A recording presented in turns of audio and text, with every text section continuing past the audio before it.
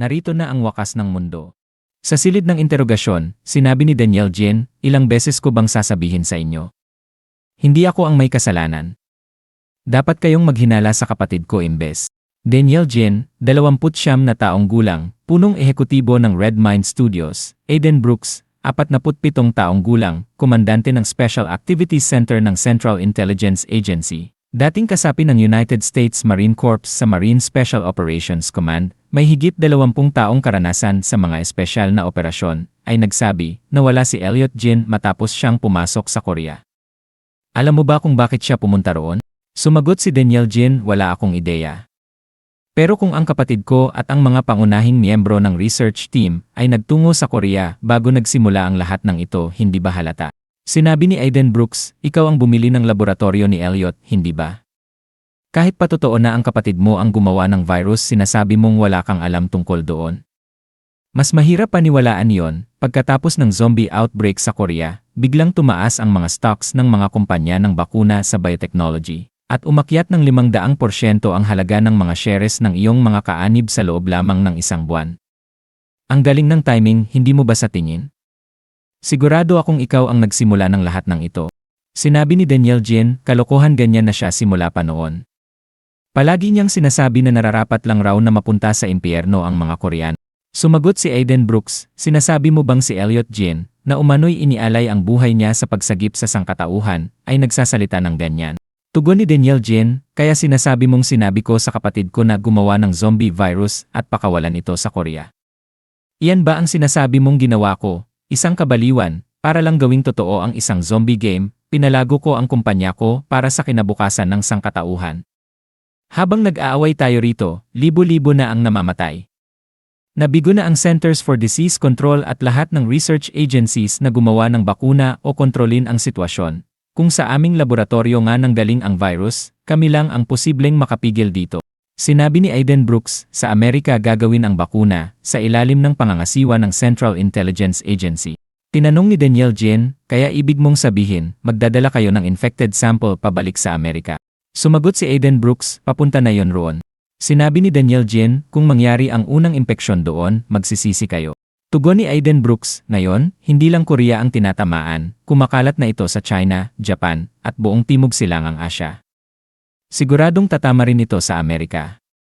Kung lilinisin ko ang gulong iniwan ng kapatid ko, kailangan kong pumunta mismo sa Korea. Pagkatapos ay sinabi ni Aiden Brooks kay Camila Rosa, wala pa rin tayong balita tungkol sa kinaroroonan ni Elliot Jin, tama? Sumagot si Camila Rosa, wala pa. Walang update mula sa ating mga ahente sa lugar. Maurice Blake, 36 na taong gulang, Special Operations Group Tactical Officer ng Central Intelligence Agency Special Activities Center, dating kasapi ng Delta Force, may malawak na karanasan sa labanan at black operations sa gitnang silangan at Aprika, ay nagsabi, sa ngayon, lahat ng sinabi ni Danielle Jin ay tugma. Walang ebidensya na taliwas dito, si Elliot Jin pa rin ang pangunahing suspect. Camila Rosa, 27 taong gulang, Field Operative ng Special Activities Center, ipinanganak sa Puerto Rico, dating kasapi ng Drug Enforcement Administration Foreign Deployed Advisory and Support Team. At may malawak na karanasan sa mga operasyon laban sa kartel sa Timog Amerika, ay nagsabi, hanggat hindi pa natin natutukoy ang lokasyon ni Elliot Jin, hindi pa maaaring palayain si Danielle Jin. Kami mismo ang magtutugis kay Elliot Jin. Sinabi ni Danielle Jin, sige, ganito na lang. Sasama ako sa inyo sa Korea. Hindi ako kikilos ng sarili ko, bantayan niyo ako kung gusto niyo. Hindi niya ako maiiwasan, siya mismo ang lalapit sa akin, garantiya ko yon. Walang ibang nakakakilala sa kanya ng higit pa sa akin. Ako na lang ang makapagliligtas sa sangkatauhan ngayon. 2 araw ang nakalipas, araw na lumabas si Kang Hakcheol upang maghanap ng ambulansya. Tahimik na naglalakad si Park Seong-bin sa mga lansangan at pabulong na sinabi, lintek, sobrang kapal ng hamog na ito. 30% na lang ang baterya ko, kailangan ko nang makahanap ng mapagcha-charge-an. Malapit na ako sa Janghan Station, sana hindi pa nagbago ng plano ang mga mokong na yon. Kahit wala sila roon, siguradong tatawid sila sa ilog gamit ang Line 5. Titignan ko ang Gunja Station, Achasan Station, at buong route. May lumitaw na zombie na umuumbol, yir. Huminto si Park Seong-bin habang papalapit ang zombie na galit, Kinuha ni Park Seong-bin ang kutsilyo mula sa bag at sinaksak ito ng buong lakas. Paulit-ulit niyang sinaksak ang zombie at nagsabi, ang pagsaksak pala gamit ang kutsilyo, may kakaibang pakiramdam mas nakaka-adrenaline kaysa suntukan. Kaya siguro hindi mapigilan ng mga serial killer. Pero itong mga infected, hindi man lang makiusap para sa buhay nila nakakabagot na rin. Bigla niyang narinig ang mga putok ng baril, bulong niya, ano yon? Mga putok ng baril ba yon? Huwag mong sabihin totoong baril. Sa Korea? Lanan. Baka nga mga sundalo. Kung may baril sila, napakalakas nyon. Pero ano bang ginagawa ng mga sundalo kung hindi nila kayang kontrolin ang mga infected? Hayaan na nga, tingnan ko na lang. Maya-maya, sumakay ulit si Park Seong-bin sa kanyang scooter. Ang lapit lang yon, sabi niya sa sarili habang nagpapatuloy ang mga putok. Grabe naman, ilang beses na yon. Lampas 10 na yata. Biglang may sumigaw, hoy. Ikaw ba ay buhay pa? Huwag kang dadaan dyan.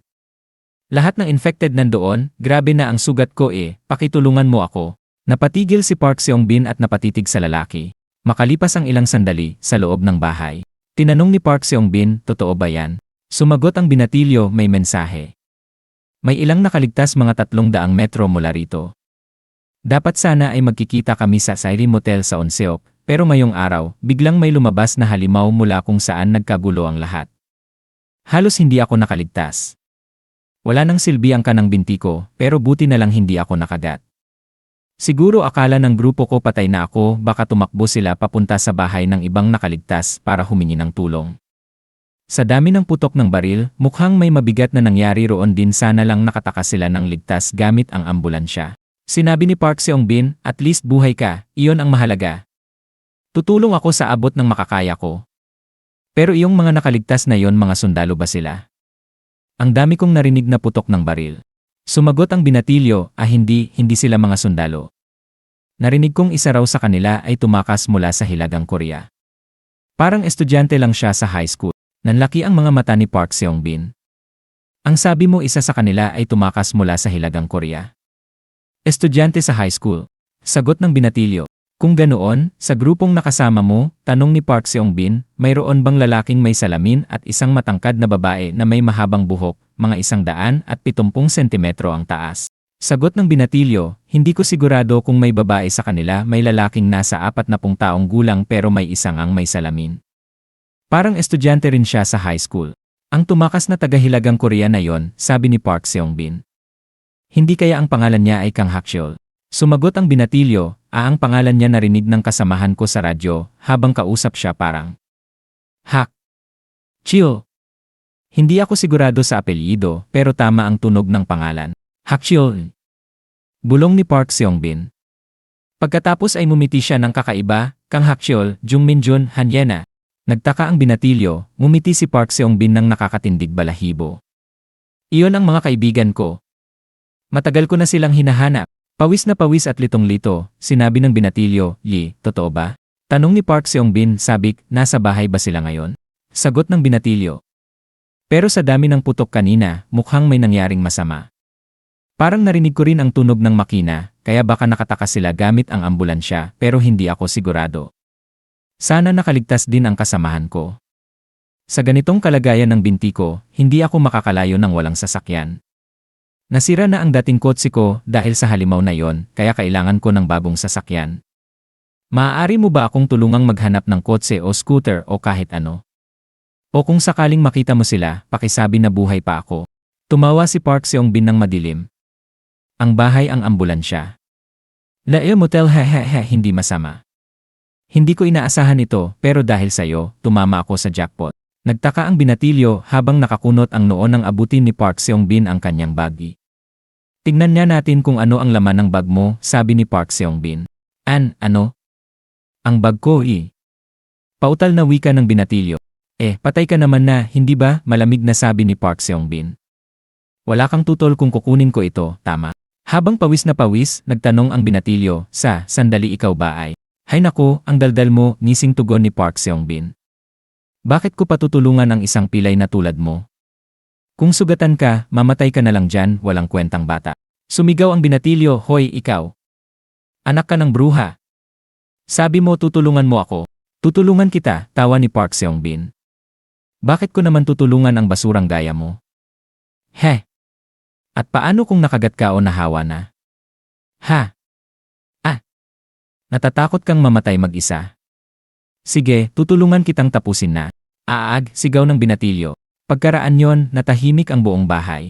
Ilang sandali pa, sa labas, kinuha ni Park Seong-bin ang dekuryenteng scooter at nagbulong, sa lahat ng oras, ngayon pa talaga namatay ang baterya ko, lintik naman. At doon ko nagawa ang pinakamalaking pagkakamali ko. Anong barangay nga ulit na roon ang Asahi Motel? Ano nga ba ang tawag doon? 2 araw makalipas, sa Asahi Motel, sa kasalukuyan, sinabi ni Jung Min-jun, pero sa kwento ng zombie game na yon, wala namang konsepto ng immunity, hindi ba? Kung totoo ang gustong gawing realidad ni Daniel Jin ang laro, baka ako ay isang pagkakamali sa disenyo niya, hindi ba? Sumagot si Hanyena, Jinen. Siguro may grupo sa kung saan na gumagawa ng bakuna. Kapag may lumabas na taong immune, malaking tulong iyon sa pananaliksik. Minjun, baka ikaw na nga ang huling pag-asa ng sangkatauhan. Sinabi ni Jung Minjun, pero dapat siguraduhin ko muna kung totoo ngang immune ako. Kung makahanap lang tayo ng doktor o medical team na makakapagsulat. Sabi ni Kang Hakcheol, sa totoo lang, medyo parang haka-haka lang ang tungkol sa zombie game na yon. Ang mas hindi ko malimutan ay ang mga armas na dala ng mga taong nakasagupa natin noon.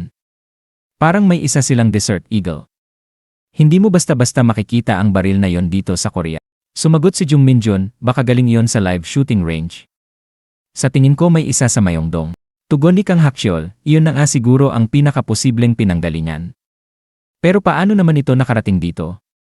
Kahit paano, may mali talaga sa lahat ng ito. Nag-alinlangan si Jung Minjun, bahagyang pinagpapawisan. Sabi ni Kang Hakcheol, sa anumang kaso, luminaw na ang panahon at mukhang maayos na rin ang lagay ni Minjun. Marahil oras na para umalis tayo, hindi ba? Sinabi ni Seo Ha-jun, sasabihin ko muna sa mga magulang ko na maghanda. Sabi ni Kang Hakcheol, bago yon, titingnan ko muna ang pinakamainam na ruta papunta sa Gonja Station. Mga 5 o 6 na kilometro pa yon, kaya kailangan nating planuhin ang hindi bababa sa 1 o 2 kilometro ng daanan ng kotse.